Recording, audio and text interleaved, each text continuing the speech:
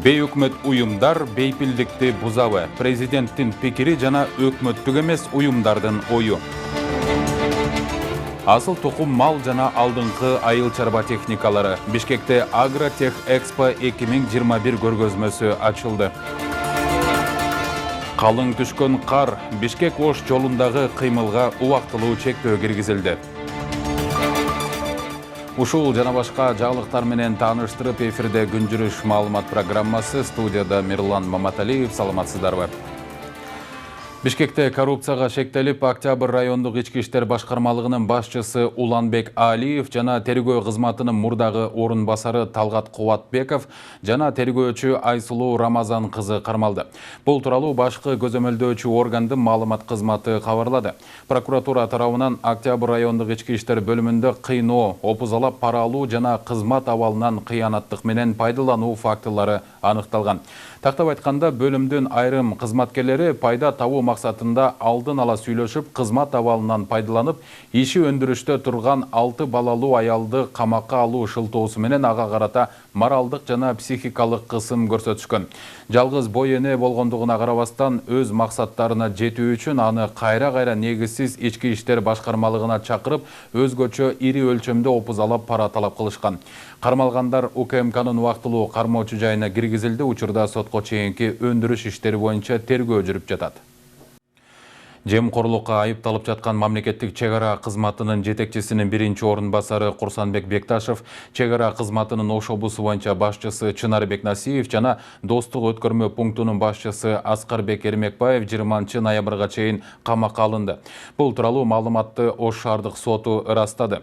Бекташев менен Насиевдин бөгөт чарасы 22 октябрда, Эрмекбаевдин бөгөт чарасы 21 октябрда каралды. Кылмышка шектүүлөр УКМКнын Ош облустук жана Ош шаардык башкы башкармалыгынын убактылуу кармоочу жайында камала турган болушту. Эске салсак, чек ара кызматынын жетекчилери 19 октябрда кармалган. УКМКнын басма сөз кызматынын кабарлашынча, алар чек арадан өткөн кишилерди негизинен өзбек жарандарын опузалап, такай акча алып турганы аныкталган. Кармалгандардын үстүнөн кылмыш жаза кодексинин 325 беренесиндеги адамдардын тобу тарабынан пара алуу деген пункт боюнча иликтөө жүрүүдө. Карагулжада өзбекстандыктарга жасалма паспорт берип жүргөн адис кармалды. УКМКнын маалыматында аталган райондун калктык каттоо жана паспорттоштуруу бөлүмүнүн башкы адиси Өзбекстандын жарандарына жасалма документ алып бергени үчүн акчалай сый акы алганы аныкталган. Факт боюнча жазык кодексинин кызмат абалынан кыянаттык менен пайдалануу жана паспортту мыйзамсыз берүү беренелери менен сотко чейинки тергөө башталып, шектүү УКМКнын тергөө абагына киргизилген. Учурда чет өлкөлүк жарандарга мыйзамсыз документ берүү фактыларын аныктоо боюнча тиешелүү иштер улантылып жатканы кабарланды.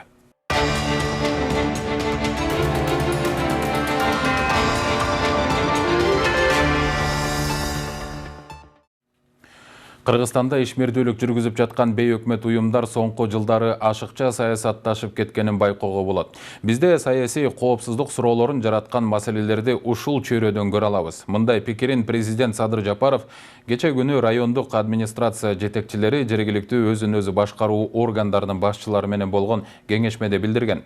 Бирок мындай ойго өкмөттүк эмес уюмдардын өкүлдөрү караманча каршы пикирде болушса, жарандык активисттер аларды батыштын акчасын алып, өлкөдө өз билгениндей иш жасоодо деп сындашууда. Бейөкмөт уюмдар бейпилдикке доо кетирүүдөгү кезектеги материалда кесиптешим Шекер Сатыбалдиева кененирээк сөз кылат. Кыргызстанда 17 миңден ашуун өкмөттүк эмес уюмдар каттоодон өтүп ишмердүүлүгүн жүргүзүп келет. Бирок алардын арасында социалдык маселелер менен алектенип, мамлекет эл үчүн пайдалуу долбоорлорду жүзөгө ашырып жатканы бар. Арасында саясатташып, коомдун коопсуздугуна таасирин тийгизип, пикир жаратып жаткандар да жок эмес. Муну кече күнү өлкө башчы Садыр Жапаров район акимдери менен айыл өкмөт башчыларына өткөрүлгөн республикалык кеңешмеде сүйлөп жатып да билдирген. Анткени ал өз сөзүндө коммерциялык эмес уюмдар жөнүндө мыйзамга киргизилген өзгөртүүлөрдү колдогонун, анын себептерине да токтолгон. Бизде саясий коопсуздук суроолорун жараткан маселелерди ушул чөйрөдөн көрө алабыз. Ушуга байланыштуу коммерциялык эмес уюмдар жөнүндө мыйзамга быйылкы жылы жогорку кеңеш тарабынан киргизилген өзгөртүүлөрдү колдодум. Жарандык коомдун бардык институттары менен мамлекет өз ара аракеттенип, мамлекетибиздин бекемделишине, өсүп өнүгүшүнө багытталган иш чараларды өткөрүп, өнөктөш катары иш алып баруусу абзел. Ал эми мамлекеттүүлүгүбүзгө саясий коопсуздукка кедергисин тийгизген уюмдар менен мыйзам чегинде тиешелүү иштерди алып барабыз. Президент белгилегенде көп учурда бейөкмөт уюмдары ашыкча саясатташып, саясий коопсуздук суроолорун жаратканын байкоого болот. Муну коомдук ишмер, жарандык активисттер да кубаттоодо. Бирок баары бирдей эле коопсуздукка кол салып жатат дегенден алыс болуу керек. Арасында социалдык программаларды, долбоорлорду ишке ашырып, элдин кайсы бир катмарына, кээ бир тармактарга өзүнүн оң пайдасын тийгизип, көмөгүн көрсөтүп жаткандар да жок эмес. Коомду ириткич күчтөрдүн бири болду. Албетте алардын бардыгын эле бир кылык эле сындаганга да болбойт. 30% жана суу чыгаргандарга, кары картаңдарга жардам берүү, жана социалдык жактан бир колдоо көрсөтүү дегенге окшогон иштерге, сооптук иштерди жасаган НПОлор да бар чындап эле. Бирок негизинен ошого жаманып алып туруп, биздин улуттук бир өтө аяр уюткубуз бузду да булар, ушу тараптан болду көбүнчө. Муну бейөкмөт уюмдардын өкүлдөрү да ырасташат. Кайсы бир тармактар үчүн чет жактардан долбоорлор аркылуу каражат таап, калкка камкордук көрсөтүп жатыптыр. Бардыгы шайма-шай шайлоолор жакшы өтүп атса, башка саясий процесстер дагы, саясий куугунтук, журналисттерге куугунтук жок болсо, анда мындай бирөөнү күнөөлөп бейөкмөт уюмдары мынтип атат, тинтип атат дегенин деле кереги жок да. Эң негизгиси мыйзамдын диктатурасы болсо, бейөкмөт уюмдар өздөрү эле мындай ички ишиктерге кийлигишпей калат деп ойлойм. Антке менен соңку жылдары өкмөттүк эмес уюмдар тарабынан же алардын катышуусунда уюштурулган иш-чаралар элдин аң сезимине, улуттук баалуулуктарыбызга каршы келген окуялар менен коштолуп жатканы өкүндүрөт. Ал тургай жаштардын тарбиясын бузуп, маданиятка доо кетирүүдө эзелик кыргыз кыз-келиндери ички кийимин илип алып, же жылаңачтанып аял затына тиешелүү жумуштарды аткарбайм деп чыкканын көргөн эмеспиз. Бир жыныстуу адамдардын баш кошуусу, өңдүү жосунсуз жоруктардын уюштурулушу акылга сыйбаган аракеттердин акыбети деги эле кыргызга жакшылык алып келбеси бештен белгилүү. Булар эмне кылышып атат? Булар турсийлерин тетиги тарых музей кийлеп атат, көчөгө чыгып алып эркек менен эркек үйлөнсүн деп атат, кыз менен кыздар үйлөнсүн деген мыйзамдарды колдойбуз деп, коргойбуз деп 8-мартты мына азыр итин чыгарыштыгы мына 8-мартты кандай энелер майрамдайт эле. 8-мартты азыр гей парадка айлантып коюштуга, буларчы ушулардын айынан ушундай биздин кыргыздын менталитетине туура келбеген нерселердин баары тез көрүнүшүн бар ушулардын айынан болуп атат да. Жаштардын бузулганын көрүп аябай зээним кейит. Мына менин балам деле алды 18-ге чыгып баратат да. Чындыгында корком, балам эртеңки күнү кандай багытка жүрүп кетет депчи. Себеби азыр балдар өздөрүн тааныбай турган мезгил. Билим деңгээлибиз биздики өтө төмөн түшүп кетти. СССР маалында буга караганда аябай жакшы болчу. Азыр башка өлкөлөр канчалык деңгээлде билимге умтулуп аткан болсо, биздикилер ошончолук деңгээлде наоборот, азыркы бузулган коомду ээрчип баратабыз да. Өлкөдө 80-дан ашуун этностун өкүлдөрү жашайт, бирок этникалык чөйрөнү тар саясий кызыкчылыкта пайдаланган учурларга жол берип, ар кандай кагылышуулар болуп кеткен окуялар да жок эмес. Мындан улам өлкө башы да күч тармагын тартипте сактоого, ар кандай терс көрүнүштөрдүн алдын алуу менен ага каршы турууда ыкчам чараларды көрүүсүн талап кылганын бекеринен эмес. Ошондуктан жарандык активисттер да өкмөттүк эмес уюмдар өз билгенин жасоо мезгили өткөнүн, улуттун кызыкчылыгына, маданиятка, баалуулуктарыбызга каршы келген көрүнүштөрдү уюштуруу аракеттери болсо катаал чараларды көрүүсү абзел деп эсептешет. Шекер Сатыбалдиев, Алтынбек Сакиев, Нью ТВ. Президент Садыр Жапаров эртең 23 октябрда кыргызстандык жана чет өлкөлүк журналисттерге кең эле маалымат жыйынын өткөрөт. Бул тууралуу президенттин маалымат кызматы кабарлады.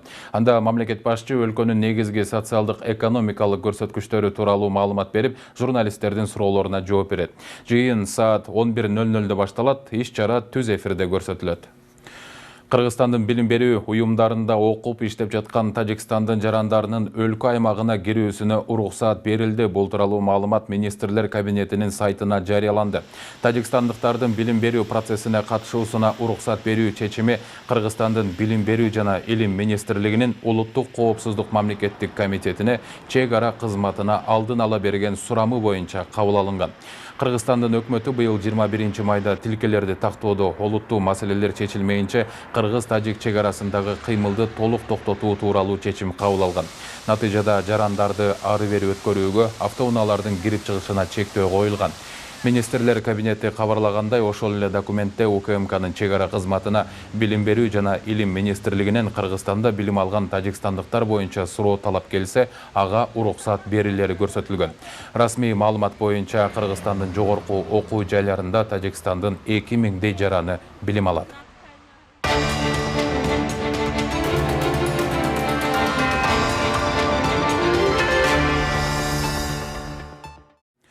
Баш каланын эски аянтында Агротех Экспо 2021 көргөзмөсү жана алтын күз айыл чарба жарманкеси ачылды.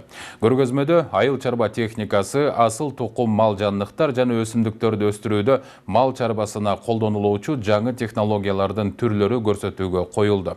Органикалык азыктарды өндүргөн дыйкан фермерлер өз продуктуларын элдин назарына жайды. Айыл чарба кызматкерлеринин күнүнө карата өтүп жаткан саамалык тууралуу кийинки материалда. Айыл чарба кызматкерлеринин күнүнө карата Бишкек шаарынын эски аянтында Агротех Экспо 2021 көргөзмөсү жана алтын күз айыл чарба жарманкеси бул ирет өзгөчө форматта өтүп жатат. Анткени бүгүнкү көргөзмөдө техникадан тышкары асыл тукум мал жандыктар да бар. Бул першерен аталышындагы оор салмактуу өзгөчө асыл тукум жылкылар атайын Франциядан алынып келинген. Аталган жандыктардын салмагы 400 килограммдан жогору. Учурда өлкөдө бул породадагы тулпарларга суроо талап жогору. Бұл тяжеловозный порода қарайды. Ушун балдары азыр таскак биелерге кошуп, алар именно көк бөрүгө жакшы чыгып атат, аябай азыр мындай популярный болуп атат. Мынау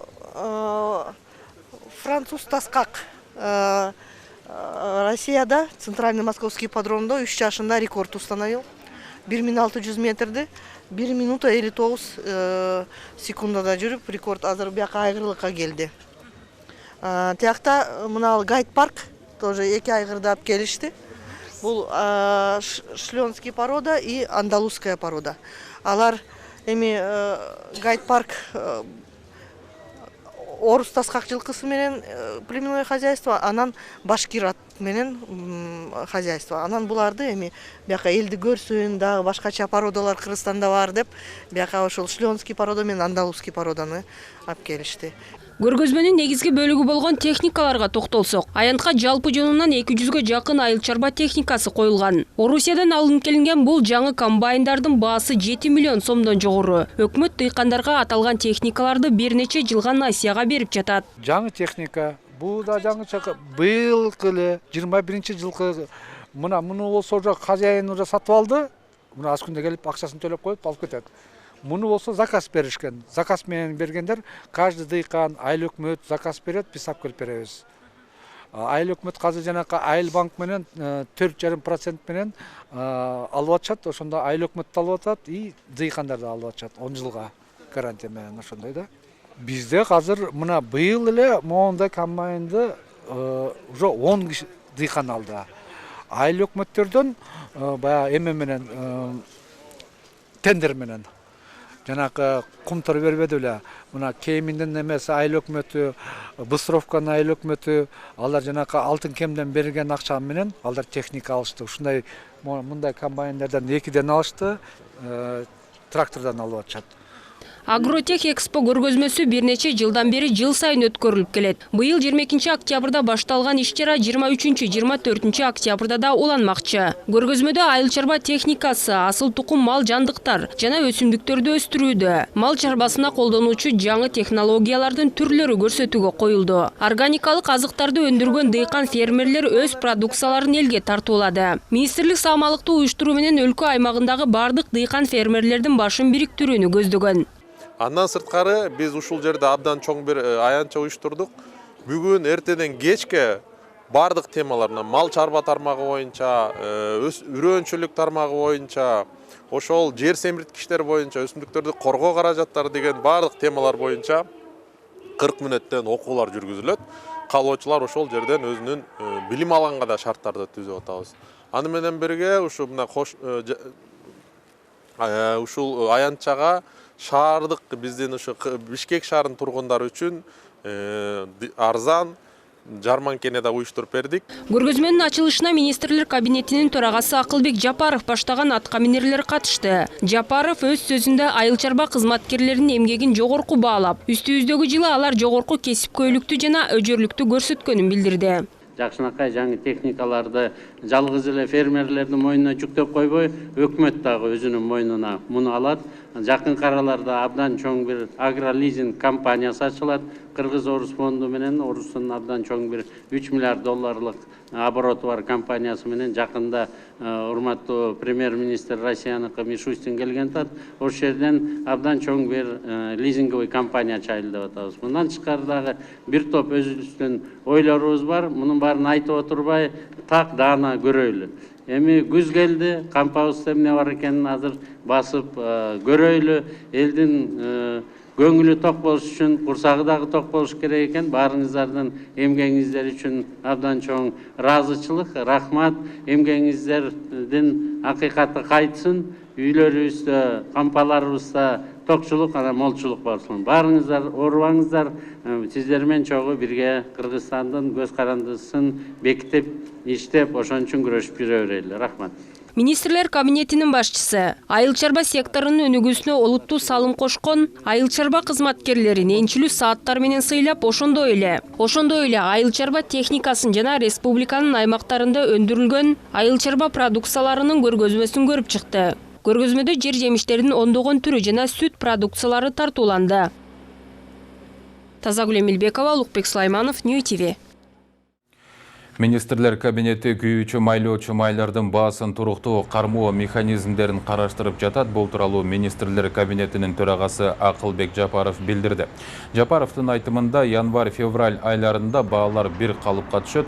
Белгилей кетсек, күн мурун Кыргызстандын нефтетрейдерлер ассоциациясы күйүүчү майлоочу май рыногундагы бензин менен дизелдин баасы ноябрда дагы кымбатташы мүмкүндүгүн эскертишкен. Ассоциация мунун себебин Орусиядан чыккан баалар октябрдын башынан бери кыйла өсүп кеткени менен түшүндүргөн. Жалпысынан ойлоп атабыз, Россияда 2 завод ремонтка токтоп калды. Декабрдын 1-15-теринде чыгат. Бир 2 ай чыдасак, балким биз ушул кризистен чыгып кетебиз. Январь-февралда туруктуу дүйнөлүк баада биржаларда баа турукташып калган. Бирок жанагы заводдор эми кышында булар ремонтко токтойт, ошондуктан дефицит боло түштү. Азыр дефицит Казакстанда дагы абдан чоң. Азыр ушул Казак Республикасындагы орустар менен сүйлөшүп, алар дагы өзүнүн ушундай баа өсүп кетпесин деген механизмдерин баарын ишке ашырабыз. Евразиясынын алкагында кандайдыр бир сүйлөшүү? Евразиясынын алкагында ноябрдын 11-inde Мишустин, Россиянын премьер-министри келет, жана СНГлардын премьер-министрлеринин чогулушу болот. Негизинде биз ал жерден дагы чогуу сүйлөшөбүз. Аба райынын кескин сууктаганына байланыштуу Чүй облусунун Бишкек-Ош багыты боюнча Сосновка айылынан Төө ашуу жана Алабел ашуулары аркылуу жүрүүчү бардык оор жүк ташуучу транспорт каражаттарына маал-маалы менен убактылуу чектөө киргизилүүдө. Транспорт министрлиги мындай кадамдар жолдорду тазалоо максатында жүрүп жатканын белгилейт. Чечим аталган аймактарда кар жаап, бороондон улам транспорт каражаттарынын кыймылына коркунуч жаралгандыгына байланыштуу кабыл алынды. Ашуулардагы абал жана кар тазалоо иштери кандай жүрүүдө кийинки материалда. Кыргызгидромет кабарлагандай 23 октябрда аба ырайы кескин өзгөрөт. Чүй, Талас, Ысык көл, Нарын облустарынын дыйканчылык аймактарында жаан карга айланышы. Тоо этектеринде жана тоолуу райондордо кар жаайт. Түнкүсүн кээ бир райондордо жаан чачын катуу жаашы мүмкүн. Зымдарга жана бактарга суу кар жаышат. Тоолуу райондордо жолдор тайгак жана тоңголок болуп, кар күркүсү күтүлөт. Айрым жерлерде батыштан соккон шамалдын ылдамдыгы секундасына 15-20 метрге жетет. Буга байланыштуу өзгөчө кырдаалдар министрлиги шашылыш билдирүү таратты. Абанын кескин өзгөрүлүшүнө байланыштуу атайын через СМС аркылуу, телевидение аркылуу жана ошондой эле радио тармактары менен жергиликтүү бийликтер менен жана тиешелүү министрликтер атайын иштерди жүргүзөбүз. Бүгүнкү күндө ошо СМС аркылуу ар бир жарандарга кабарларды жөнөткөнгө мүмкүнчүлүгүбүз бар, жөнөтүп жатабыз. Андан тышкары ошо жергиликтүү бийлик менен МВД менен биргеликте ар бир шаарларда, автобазаларда, тиешелүү мекемелерде эскертүү иштерин жүргүздүк. Ушул себептүү Чүй облусунун Бишкек-Ош багыты боюнча Сосновка айылынан Төө ашуу жана Алабел ашуулары аркылуу бардык оор жүк ташуучу транспорт каражаттарына Жалал Абад облусунун Чычкан постунан Ош Бишкек, Өтмөк Ашуусу, Талас Бишкек багыттары боюнча бардык транспорт каражаттарынын кыймылдарына маал-маалы менен убактылуу чектөө киргизилди. Транспорт министрлигине караштуу жол чарба департаменти учурда Төө Ашу, Алабел, Өтмөк ашууларында жана суу самыр жолдорунда инерттүү материалдарды себүү жана жолдордун кыймылдуу бөлүгүн тазалоо, карды жыйноо иштери жүрүп жатканын билдирди. Убактылуу чектөөлөр кирип турат. Себеби дегенде чоң машиналар эми өзүңүз билесиз, даярдыгы жок чыгып кеткен машиналар көп болот. Ошолор эми бийиктикте подъемдордо тарта албай жүктөрүн тоскоолдук кылат да. Анан ошол жерде жана спецтехникалар, грейдер, погрузчиктердин подсыпка кылган техникаларга тоскоолдук болуш үчүн убактылуу кылган жабылат. Эгерде кар көп оор түшүп калса, анда биз заранее айтабыз, МЧС дагы билгизет, биз да билдирүү киргизип турабыз, ошого жараша анан жолдорду жаап турабыз. Ош Бишкек жолундагы кырдаалга байланыштуу өзгөчө кырдаалдар министрлиги бүгүн жүргүнчүлөрдүн коопсуздугуна кам көрүү боюнча атайын жыйын өткөрдү. Чектөөлөрдү түшүнүү менен кабылдоого жана жолго чыгуу пландарын кийинкиге калтырууга үндөйт. Анткени буларды ограничение киргизбесек, аябай чоң тыгынга келип, өзгөчө кырдаалдар жаратышы мүмкүн. Өзгөчө кырдаалдарда ушу суу аймактар, тоо аймактарында калып калган этең аябай коопсуздуу. Ушу биринчиден ушу бала бакчаларга, балдарга, кичинекей балдарга, аял заттарга, бардык эле жарандарга мындай коопсуздук жаратат. Ошого болбостон биз ошо болтурбаган негизинде ограничениялар киргизип атабыз. Кыргыз гидромет ушул аптанын дем алыш күндөрүндө кээ бир облустарда жаан-чачын болуп, абанын температурасы төмөндөшү күтүлөрүн эскертүүдө. Бирок дүйшөмбүдөн тарта аба ырайы кайрадан жылый баштайт. Тазагүл Эмилбекова, Улукбек Сулайманов, New TV.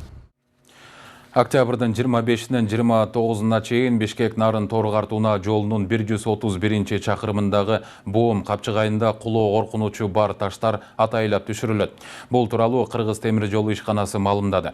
Иш-чарага тиешелүү күчтөр жана техникалар тартылат. Таш кулатуу иштери күндүзгү саат 9:00дөн 15:00га чейин жасалып, унаа жолу жол кыймылы коопсуздугун камсыздоо башкы башкармалыгынын кызматкерлери тарабынан маал-маалы менен жабылып турмакчы. Унаа жолду тазалоо учурунда транспорт бир тилке менен жүрөт. 1 ноябрдан тарта Кыргызстанда оңдоо иштерине байланыштуу электр жарыгы өчүрүлбөйт. Бул тууралуу энергетика министрлигинен кабарлады. Ведомство электр энергиясын маал-маалы менен өчүрүүлөр болбошу үчүн болгон аракетин жумшайт. График боюнча ремонт иштери октябрдын аягына чейин бүтөт деп айтылат билдирүүдө. Анткени менен авариялык кырдаалдар учурунда жабдууларды калыбына келтирүү маалында жарык өчүп калышы мүмкүн. Министрлик токтогул суу сактагычында суу аз болуп жаткандыктан электр энергиясын үнөмдүү пайдалануу керектигин дагы бир ирет эске салды. Ушуну менен берүүбүздү жыйынтыктайбыз. Алдыдагы эс алуу күнүңүздөр көңүлдүү улансын, саламатта туруңуздар.